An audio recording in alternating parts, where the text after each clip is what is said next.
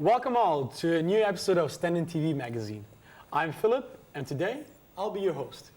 We have some fantastic, funny, and interesting topics in store for you that revolve around school and media entertainment and entertainment branch. We're going to kick off the barbecue season, see Leeuwarden Getaway, dive into gaming addiction, and much more. But first, let's see what our special guest has in store for us. And I think it has something to do with chocolate. Hello everybody! The news has spread around that the Easter Bunny is very early this year and it's simulated in Stenden. Let's see if we can find him and ask him around some questions about Easter.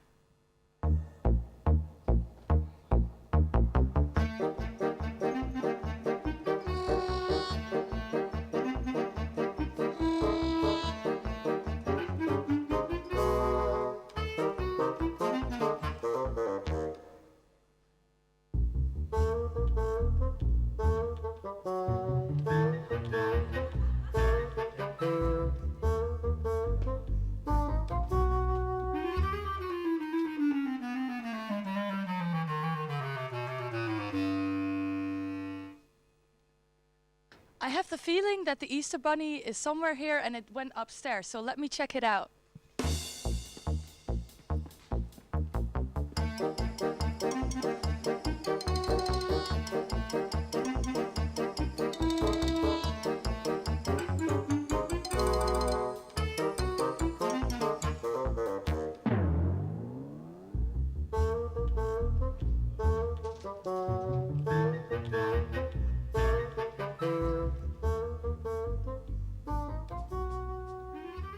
Hey guys, I can see the bunny was around here. Oh yeah. He left some chocolate eggs. Which direction did he went? This direction. That direction. Oh, okay, so I should go over there then. But can I ask you some questions about Easter? Okay. Yeah, do you guys still celebrate Easter? Well, I don't. My family doesn't celebrate it at all. You don't celebrate it at all? Oh, and what about you? I just eat chocolate a lot. A lot of chocolate. And you? I stopped celebrating like 2 years ago. Stopped celebrating 2 years ago. And what was your favorite thing about the Easter? Searching the Easter eggs. Yes. Searching the Easter eggs. It was really nice. Definitely. Well, you can see the Easter Bunny has left some Easter eggs right now.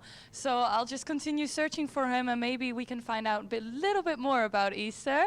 How would you guys like that? Awesome! That will be so awesome. Thank you very much. I see you. Bye.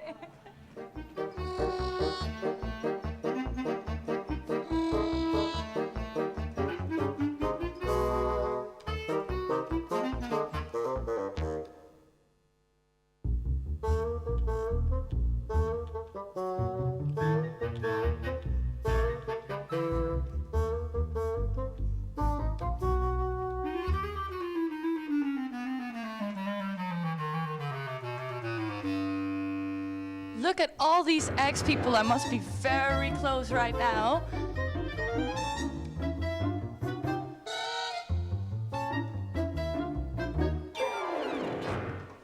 What the? I'm not really sure what went going on there with the Easter Bunny, but let's see and find out in the studio, people. Catch you later.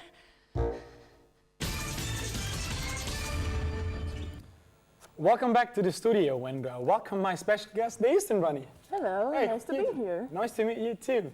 So you were really early this year, right? Well, yeah, actually I come here every time, this time, every day, every time. But this is the first time I'm actually catched. Actually, everybody knows Eastern, right? So a lot of people know what Eastern is. But maybe you can tell us a little bit more about the origin and where it comes from. Well, originally Easter is a religious thing, but through the years it became commercial and the Easter Bunny appeared. So here I am. Right, so that's how we know that every year the Easter Bunny comes, right? Yeah, but true. how does the connection come through, you know? I mean, church, Easter Bunny, I mean, still you're a bunny. Well, I don't really know, but I'm here and I'm bunny. I bring joy to people and eggs to kids. I think it's pretty good reason to be a bunny. So you're actually carrying all that eggs and chocolate and all that little present around the world. And what comes up in my mind is like, are you the only Easter bunny on this planet? Of course not. It's impossible for one Easter bunny to hop around the whole world. There are lots of different Easter bunnies, and in some countries it's not even a bunny. In some countries it's a cuckoo, in some countries it's just a turkey. Oh, okay, so it's more about a company with a lot of different animals, you know, Sure. sharing eggs and a lot of It's presents. like international company, shipments through all over the world. Okay, maybe a bit of a side. What are your special, activities during Easter? I mean, what do you do when you're done and afterwards? Well, I relax. What should I do like afterwards? Probably I start to prepare for the next Easter, because that's my life. I'm an Easter bunny. That might be a lot of work, and I think it's really stressful. So it takes you a lot of time to invest in it and prepare everything right. True, true. It's like I have to prepare eggs for the kids. I have to prepare something special for the families, because they also are waiting for something special this Right. Easter. What is your let's say best memory of Easter? Now, what was special that you have had during your career? Maybe you have experienced something that we haven't experienced. Or did you ever get caught? Well, this is the first time I'm caught, actually, and thanks for you students. The special thing, every Easter for me is special. I just love to see the joy of the children who actually found my eggs, and they're screaming, "Yay, Easter bunny, Easter bunny!" For me, when I was young, it was a special thing. But let's get back to that you got caught, right? So you were doing something really suspicious. Well, I already told you that families also are waiting for something special this Easter. Okay. And they receive some special Easter eggs, if you know what I mean. So this year, we're going to witness something else than usually? So maybe something special for the adults this time? Sure, of course. It's always something special for adults. Maybe you just didn't get it. Oh, The okay. shipment didn't arrive. I mean, I'm always excited about Easter, and I can't wait to see what I'll find in my backyard this year. But I'm sure it's going to be interesting and very exciting. be awesome. Thank you for being my guest. And we continue with Pac-Man, Mario Kart, and Snake, which brightened up every 90s kid's childhood. Over the years, games have evolved to a high-resolution entertainment. However, with the change over the years, games now also pose an unexpected threat to our society. Gaming addiction has become a serious problem in our society. Our reporters tried to show the effects of long-term gaming in the next item. Enjoy. Hey, and a big shout out to you in the studio. I was shocked by the news about game-addicted children and teenagers in the Netherlands. In 2011, roughly 260 children and teenagers were treated for a gaming addiction. By 2013, this number increased by 60% to 430 addicts seeking help. A disturbing fact is that some of these addicts are only 10 years old and play up to 18 hours a day. In order to find time for their playing, they neglect their social life and other duties, such as school and work. We were curious what it actually means to play 18 hours and what effect it has on the body and mind. Therefore, we started the 18-hour gaming challenge. We put 4 Stenden students in a room with cameras, playing video games, no rest, no sleep, but caffeine and junk food. I myself took on the challenge and was surprised by the result. But see for yourself. So here we are, ready to start up our 18-hour gaming challenge. I think at the end of the 18 hours, we'll be like dead or something. Well, I think it's going to be fun. I've had some experience of doing an all-nighter, so I'm pretty excited. We're going zombie mode and gonna start the challenge of 18 hours straight playing video games right now. Round 1.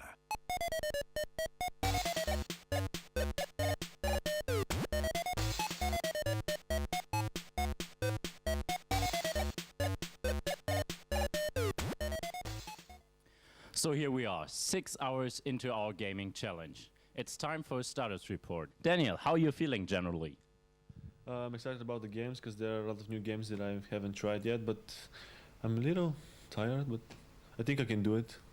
How are you feeling after 6 hours of straight gaming of video games? Well, quite sleepy and tired. It's really getting to my head as well. Round 2.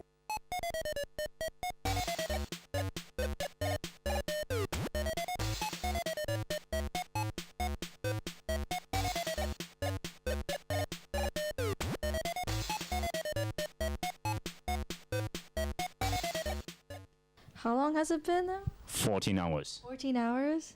It hurts. And Daniel, how are you feeling? I can still survive, but it's no longer fun. Game over. So as you can see, playing video games for 18 hours straight is both more devastating and exhausting as it might sound like. Since none of our participants went into the full 18 hours of gaming, we can only assume that the symptoms of sickness and exhaustion would simply increase over time. It might sound like fun doing nothing but playing video games. However, the long-term effects are unexpected and the severeness of the symptoms can be unpredictable. So that's how the cookie crumbles, and with that, back to the studio. With us is Yannick, a 21-year-old MEM student that likes to game quite a lot. Welcome, Yannick. Hi, thanks for having me. So my first question would be, how many hours do you play per day? I don't play every day, but the times I do have a lot of time, I do tend to play maybe up to 6 hours. 6 hours a day? Not a day, but Not like a day, but the times I do have, split it. I do sometimes play up to that amount. So my next thought is having 6 hours of game playing, maybe during the week or in between some days. I mean, you do have a schedule, you do have to do something. Mm-hmm. When do you play in between? I mean, after school, is it in the morning or during the night? Are there any special times? It's not usually during the school week. During the school week, I try to keep my stuff focused on school lessons. It's mostly during like the holidays or like on the weekend, especially this weekend. For example, Friday, I will try to, today I'll try to like play some video games. It's mostly early evening until midnight, and then that would be it. I mean, it's quite a lot, and you invest a lot of time in it, and somehow it has to attract you. And maybe you can give us a reason why does gaming attract so many people, and especially you? Well, for me, I consider it a pastime. It's a way of, it's like watching a TV show. You experience another world, essentially, and you get to see something happen, unfold in front of you. I never really play a single game in a day. It's mostly like a variety of games. Okay. And I hardly ever sit down, just focus on one game. Okay. And that's why with the item, it's, there's an exhaustion because they just sit down and doing like one thing. Yeah, the problem that we are facing, and that came up in the last couple of years with gaming, is that more and more teenagers and children are addicted to gaming. So literally, they really want and have to play. What do you think, as a gamer, causes these problems? I would say most of these addictions mostly evolve around online games rather than the single-player campaign games. Is because they usually have this role-playing aspect, and you have to build a certain amount of reputation online. So it's more about that you have step by step to do something, and it continues like an endless story, right? Exactly, and then they want to be able to compare against their friends or compare against other people from around the world. So more challenging, right? Exactly, so they want to build a reputation, just like how we as humans want to have a reputation. Okay, have you ever competed in one of these games? No, but I know in real world people can make a lot of money from it, so I could see the appeal to practicing for extended periods. Yeah, but what is the thing that, like, I mean, there's one way of making money, but what I know as a non-gamer is that you have to buy items. Maybe you can give us some examples for it, because I'm really like don't know what kind of, you know. Okay, well, in certain games like RPG games online, you can buy certain items to change how your character looks, or to give the character special abilities, or unlock items faster. You can buy them, or you can't. So but it gets it further when you do. So there's an urge of buying these things and then like making it, you know. Would you ever compete in it after, especially seeing that item? No, because online games don't really appeal to me. I do play some, but the role-playing games online, I don't really play those. So you have your boundaries and rules that you made up for yourself, and you stick to them, right? Yes, of course. Maybe you can give our young and most of the teenagers, which are your gamers, a little advice on the way. My advice would be to spread out your time efficiently. Don't sit down for hours, because sitting down for too long is unhealthy in general. Okay. So you want to split your hours throughout the day or throughout the week. All right. Yeah, don't focus too much on one thing. Thank you for being my guest and answering my questions. The popular opinion amongst many students is that Leeuwarden is a small town, and there is nothing to do to pass the small amount of free time we have outside of university. In the next item, we will show you around town and convince you that Leeuwarden is anything but boring. As a student at Stenden, you probably have assignments, close deadlines, and you're pretty stressed out. Perhaps you need to take a break. We know how you feel, so that's why we took the challenge to show you some of the things you can do around Leeuwarden. Obviously, you can always find something to do at night, but what about during the day? What do you like doing in your free time? I love to visit the library. Smoke weed. I'm going to the gym. Smoke weed. Football? Smoke weed. So here we have some future students, and they will tell us what are they doing in their free time. I play football, or I play with friends. Free time, hobbies? No way. Ain't got no time for that. Have you considered visiting the Ouderhoeve? We're going to check it out now.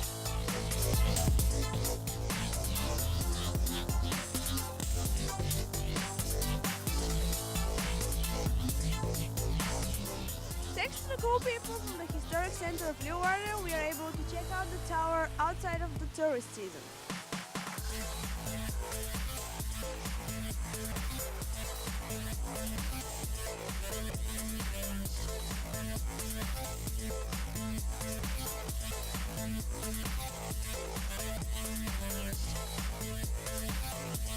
Oh well.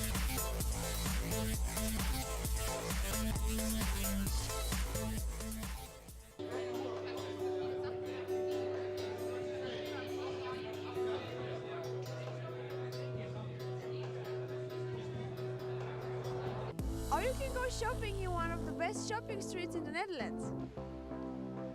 Or just go ice skating.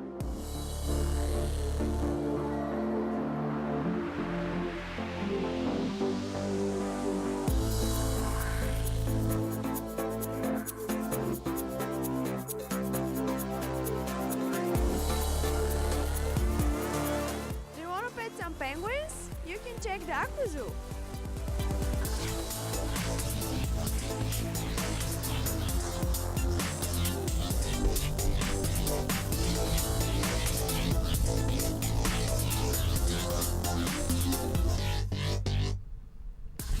And if you're still bored after all the suggestions, you can do what we do and have a picnic.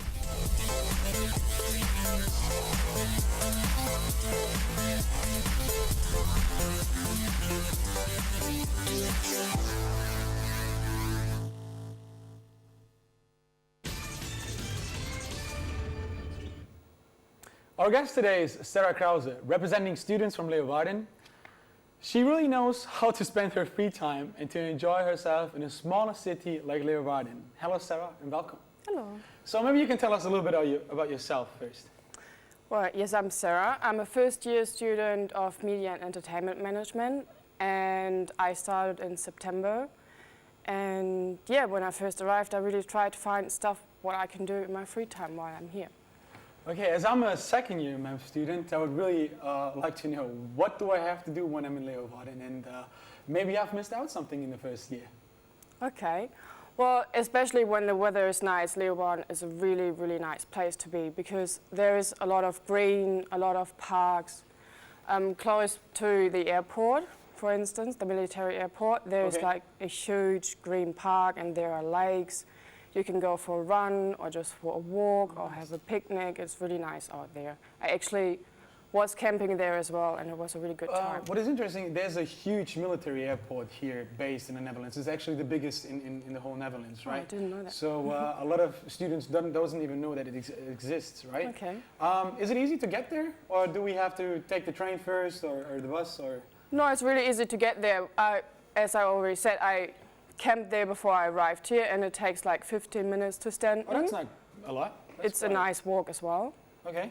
Yeah. You're a first-year student. You're not that long here in Leeuwarden, but that you have found out a lot about Leeuwarden. How did you manage that? I mean, did you do a bullet list, or did you inform about yourself about a little bit websites or books or anything else? Well, I was traveling a lot, so I know how to get information for stuff to do. Like I looked in the internet, and there's a visitor center in Leeuwarden as well, where you can go and talk to the people, and they tell you what you can do, or just talk to other students. And yeah.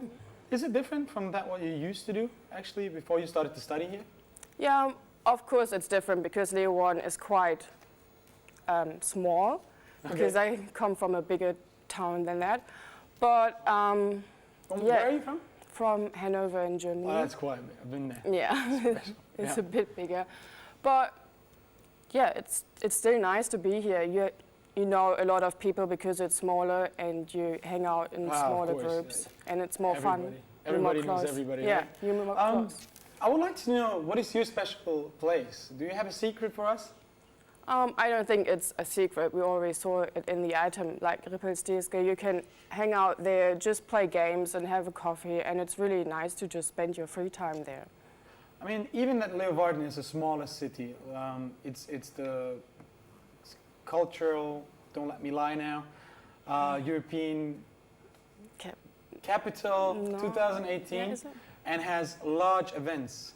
Do you prefer these large events, or do you more prefer to be in, or stay in smaller groups and do something? I also like large events. In summer there was a free concert at a small lake as well, and it was really nice. A lot of people were there. That's fun as well, but I also like to hang out with my friends in a small group, just cook something together.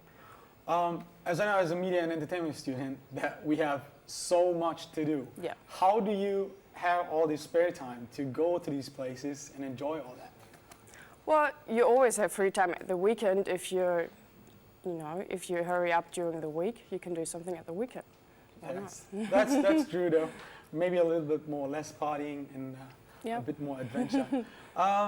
Maybe you can give us a little bit more information later on over the website, or give us some recommendations. I would like to enjoy it. Thank you for being my guest, and we continue. A group of students kicked off the barbecue season 2014 for you, perhaps a little bit earlier than you expected, but nevertheless, they were able to teach us a few great recipes. Good morning, goedemorgen, or guten Morgen. Welcome to a new episode of TKR TV. Today we're going to kick off the barbecue season 2014 a little bit earlier than usual. February we have the 15th, and for that of course we have to prepare our barbecue, so let's go. Here we have the barbecue. We just take some barbecue starter, paper, put the coal starter upon, add some coal, and try to light that thing up. Yeah, well, that looks good. We are going to prepare some nice and lovely chicken wings, some chicken breast, and besides we're going to do a pasta salad coming with rocket salad, some yellow tomatoes and mozzarella, as well as Parmesan cheese. For the marinade, we just take some olive oil, yogurt, some spice powders like curry and paprika, and to make it even nicer, we use fresh garlic and smash it through our garlic smasher. Done. For the vegetarians, feta cheese, some spring onions and pepper, some spices like curry or paprika, salt, pepper, olive oil, and then just wrap it up like this. Done as well. For our noodle salad, we just take a green pesto, put it onto our before cooked penne. We just add some olive oil again, as we usually do always. Then we go for our tomatoes. We cut it before, our yellow tomatoes. Just cut them in half. We add our rocket salad, some mozzarella also inside, and then our Parmesan cheese, like this, and some beautiful summer seeds, also like this, and then we just mix it with some salt and pepper. We start with the chicken legs because they're going to take a little longer as the breast.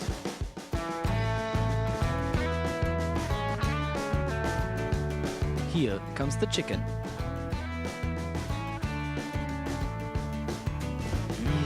That looks good. So the meat looks really ready. Let's start with the chicken legs. Going to serve first. So these are our volunteers. Happy to get some food. Happy to kick off the barbecue season 2014.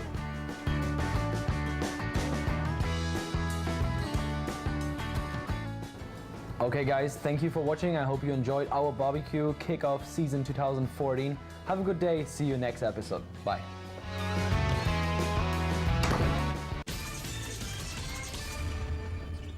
Hey again, with us is Albert Koy, the Master Chef of the Stenden Canteen and Hotel Restaurant. Let's ask him about the barbecue kickoff season and how to make your kickoff the best it can possibly be, right? So, what do you think about the recipes? Well, it really looks amazing because I was always afraid that it's only meat. You see, most of people are always barbecuing is a lot of meat, a lot of sauces and bread and beer. And what I saw was really nice because they started with a nice salad, really beautiful. Not only chicken fillet because I hate chicken fillet for the barbecue. Okay, why is it so difficult to make the chicken fillet on a barbecue, or is it? If you have something on the barbecue, it should be a little bit with fat because fat has flavor and get juices. Yeah. So if you have something what is really dry, like fish or chicken fillet, it's dry. So it's that's true. much harder to cook on the barbecue. Right. What about fish? Is fish also possible to? Well, the same for the fish is you need fat fish for that. Now, I think my favorite dish ever is unagi gabiaki. Oh, okay. I've never heard of it. That's brilliant because that's eel, and eel, of course, here in Friesland, eel is famous. Oh, and of course, I learned from the Japanese kitchen the first time in my life. That was unagi kabiaki. Wow. They cut it live eel when they're still alive, and they cooked it on the barbecue. And I changed the recipe from Japanese to Dutch and Frisian. Oh, perfect, nice. I really have to try that one. Another thing is the sides are also very important. I mean, sauces, the vegetables and all that. Could they have made something a little bit better? Yeah, well, what I saw is typical in a kind of Indian dish. It was like a chicken tandoori, and that's beautiful because it's been marinated in yogurt, curry, etc., etc. That's one kind of a style to make a barbecue, because you're going to marinate the fish or the meat first, and then you put it on the barbecue. Right. And then what I learned, and that's more my favorite, again, the Japanese, they first grill something on the barbecue, like chicken, but not the fillet, but the wings, or the wings, the parts of the chicken, and then they put it on the barbecue, and then they're going to glaze it with a sauce. Oh, wow, okay. That's much better because then the flavors of the barbecue get into the meat, and then you finish it off with a marinade. Most of the dishes I can see with barbecuing, they first marinated, and the most marinated are sugar. They are sweet. And then, it's easy to burn them. So right, and then it messes up all the other things that you want to put on the barbecue. So my advice is first grill something without any marinade, and then when it's really nice, crispy, barbecued, and then finish with a nice glaze of a marinade. As everybody has witnessed in Leeuwarden and around Friesland, the weather has finally changed. We have more sun and the barbecue season can start. What is, of your opinion, the most important thing that we have to take into account when starting? A good barbecue? Of course, good barbecue, and of course, no gas barbecue. Oh. Always charcoal, because you see a lot of in the shops as well, all those kind of barbecues. They're a couple famous, with gas or electricity. There's no barbecue without charcoal. That's the real flavor of the wood. Yeah, right. So and what I think is nice because indeed the weather's changed, so it's really nice to start already on barbecue. It's not only for summer; you can do barbecuing the whole year long. Yeah, that's true. I mean, like I've also barbecued in the winter and I love it, and I can't wait to do it again. Besides that, you're a professional chef. I mean, you know all the types of meat, and maybe you can give us a little advice. Which meat would be the perfect meat for a barbecue? Well, as I told you already, it's not a kind of meat, but it's the fat of the meat. Okay. The fat will give you this flavor, this juiciness in the meat. So I don't care what kind of meat, but is it fat? Or that's why hamburgers and sausages are so brilliant to make a barbecue. Okay, thank you very much for answering my questions and being my guest. And we continue with our next item. It's about the musical production, Hexen. We take a backstage tour and get the opportunity to talk to the director and of the dance coach. This will give you a small impression about what is happening backstage and what the production process of a musical looks like. So let's have a look. Hello everyone, we're here at the Music Center in Snake to get a small impression of the next musical production, Hexen. So the musical school Must is currently working on their 5th official production, based on the story of Wicked and the Wizard of Oz. The musical school is meant for young people with a passion for musical, to give them the opportunity to shine in a real musical. I myself will be playing Elphaba in this musical, and before I start rehearsing, I'm gonna give you a little tour backstage. Luckily I got the opportunity to speak to the director. Unfortunately it has to be in Dutch, but we'll put subtitles. Hoe maak je van zo'n grote productie van Wicked een kleine productie voor Must? Nou, eigenlijk is het niet zo'n kleine productie. Want Must heeft natuurlijk ook een bezetting van 70 leerlingen. Jij bedoelt, denk ik, zo'n grote, dure Broadway-productie met alles erop en eraan. Ja. Ja, met je eigen fantasie probeer je met eenvoudige middelen toch het mooie te bereiken. En de muziek en de zang en de spelers doen het 80% en de rest is decor en kostuum. En misschien is het in Broadway of in Londen is het 50-50. Dan is het effect is ook geweldig en alle indrukwekkende kostuums. Maar door de echtheid van onze spelers denk ik dat we dat ook wel bereiken. Hoe krijgen jullie de rechten van de muziek van Hexen? Nou, we zijn natuurlijk een muziekschool. We geven muziekonderwijs en als muziekschool betalen wij gewoon Buma Stemra-rechten om allerlei mogelijke bladmuziek te mogen gebruiken. Want we werken altijd met hits van nu. Dus daar, als muziekschool betaal je daar een bepaald soort rechten voor. En dan kan je dat ook als lesmateriaal gebruiken van Must.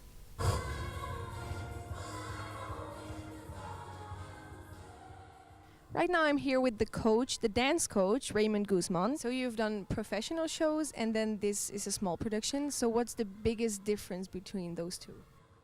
Het is gewoon meer begeleiding eigenlijk, meer leren. En dat is wat wij doen hier bij Must. Wij leren, je hebt zangles en spel en dansles. En als je gaat in een productie, je hebt dat les niet, hè? Het is gewoon repeteren. Well, thank you.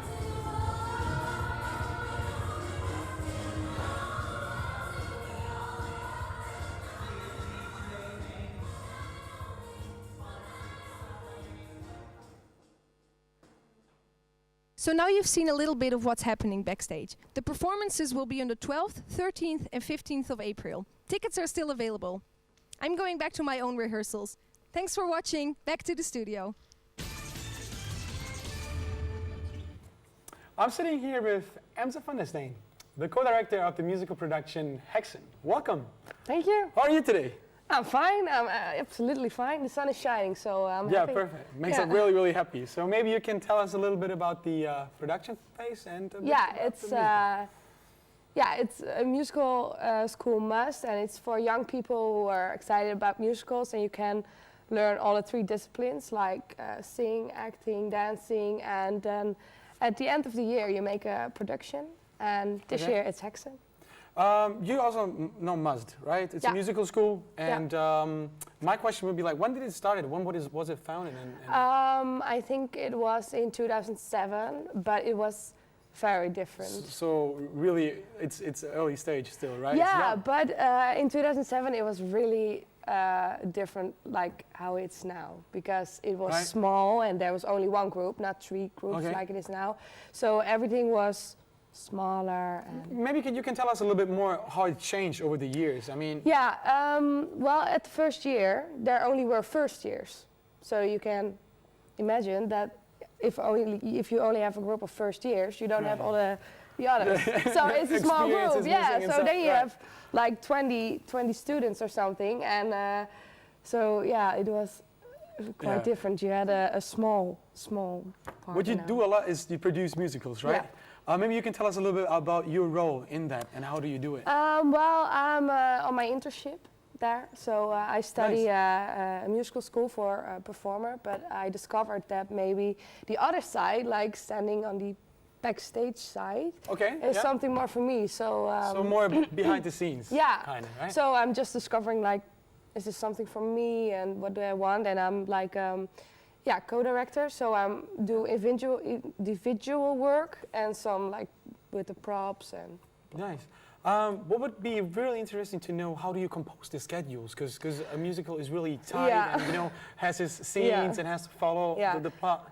Well, that's a hard thing. The thing I've learned the most until now is the schedules, because it's always a mess and things. It's really hard because you have to do so many things. And yeah, we have a double cast, so then you have to do many more. So it's, you have just look in the script and see from what's... When you look at the cast, there are a lot of actors and people who want to participate in the musical. I mean, how do you process that? And how do you like look for the actors and know actually like which could, you know, be perfect for the main character? Well, we started auditioning. So it was the first year you can really audition for a role.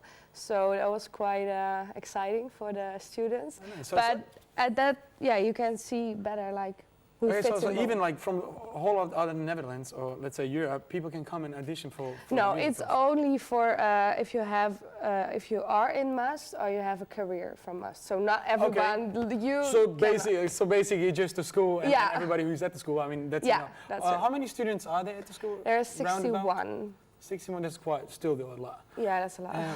First, second, and third years. Yeah, maybe you can tell us a little bit more about Hexen specifically. It's we made our own version of Wicked and The Wizard of Oz. So it's two stories who find each other, and it's a beautiful story about friendship. That's the most important thing. That's so nice. And it's the current one, right? So that's the one that you're performing at the moment, right? Yeah. Oh, special.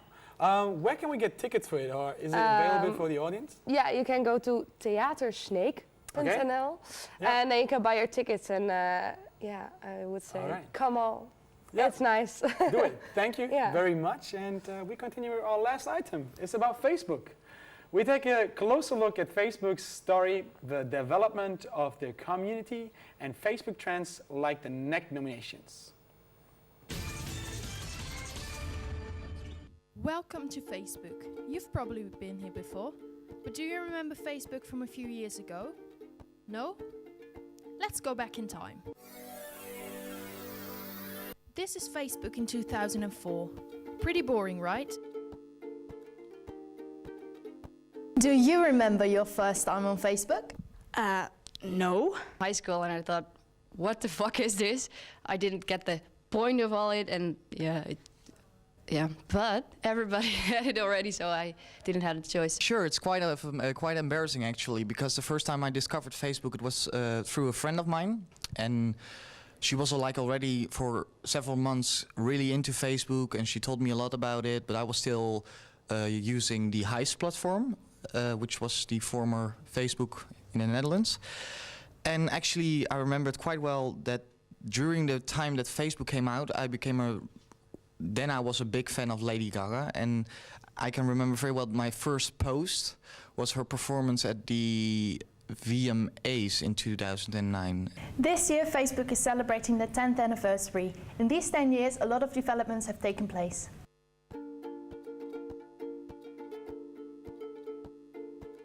In 2004, Mark Zuckerberg started the Facebook. In 2005, the name changed to Facebook because of the domain name, facebook.com. Since December 2005, you are able to tag your friends in photos on Facebook.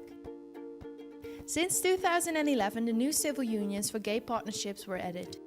In September 2011, the timeline was launched. In 2014, Facebook doesn't only own Instagram, but also purchased WhatsApp for $16 billion. On their 10th anniversary, Facebook started a new trend, the My Facebook video look back.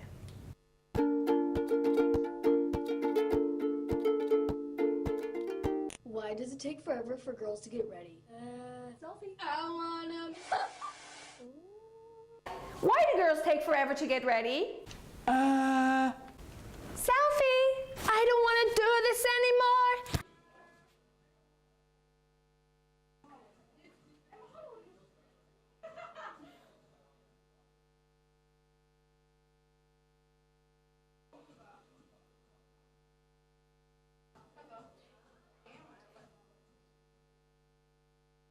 Proost.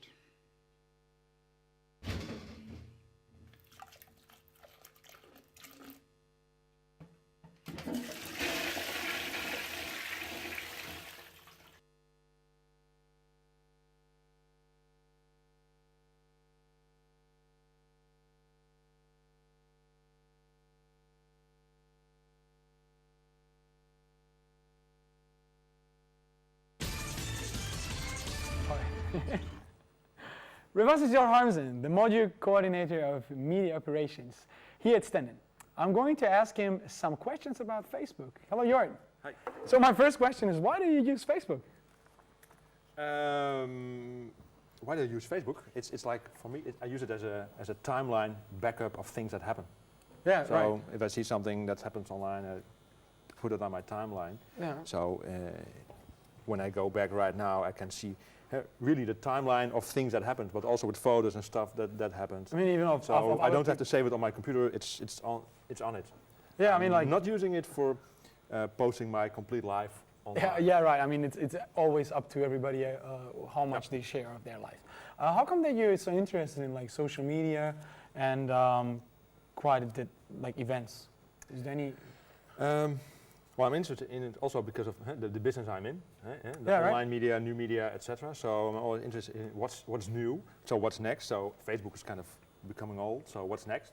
Yeah, right. It's always the next step. And all the social medias, and why do people add stuff on it, and all the back office of Facebook also with all the data and the big data things that are going on that part is also very interesting to see. Yeah. What would you say? When is it appropriate to use Facebook? Are there special times where you could say like, all right, I'm at the wedding, let's take a selfie. That would be appropriate, or there? Depends on the person that makes it and puts it online. It's not something that you have to do. Yeah. Some people like to share everything. Yeah. Why they want to share it, that's more the question. Why do you share? Why do you put stuff online and put it on Facebook? You mentioned also the aspect of what is the next, what comes after Facebook, or what is Facebook going to do? We saw them buying WhatsApp, we saw them buying Instagram. So what do you think from a professional side is going to be the next step that Facebook might come out, or the next innovation? Yeah, what's going to be new? I don't know. They bought WhatsApp, they bought Instagram already, and they're using it for data collection, pretty much as Google is doing. Yeah. And with all that data, and they can see with photos where you are, what you did, etc. And they can analyze a photo from that background, what you were doing at a certain day. So they can use that data and transfer it to very specific advertisements of what you want to buy. Right, so it's from a marketing perspective, it's really interesting, and I mean, information is really profitable for a lot of companies, right? Yeah.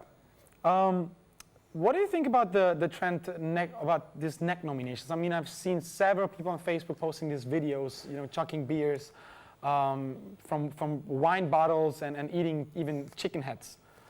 What a guy did in Australia. It's a trend, as every trend, this one will also pass. In the early days, you had also beer bongs, etc. This is something for now. People want to get attention, I think. Yeah. And you had planking at some point. That's also faded away again. What's the new thing? I don't know. Yeah, I mean, like it's becoming viral, so people think, well, it's done already. What a lot. I mean, through also the likes, like, I mean, that's like the main purpose why people, or a lot of people use also Facebook, is to get this attention, right? What would interest me, and also part of our audience, is what has been your first experience with Facebook, or how was it to experience like Facebook? Oh, I mean, when you think of back in the days when it was back in the days, new. God, I don't even know when I. Okay, it's even hard for me. I created Facebook account, the same as Twitter. Yeah. Do I use it? Twitter? No. Do I read it? No. I think there's also Facebook? a difference between American use of Facebook and Twitter and European use of Facebook and Twitter. It's global. Yeah, okay. I mean, like, when I was in America, it was, the police also used Twitter, so, for example. And here, they use it less. But maybe I'm wrong at that point. Nevertheless, thank you very much for being my guest and answering my questions. Don't forget to get a ticket at Hexen's. Well, this was Stenden TV Magazine for this week. We hope you enjoyed the show. Have a great weekend, and see you next time.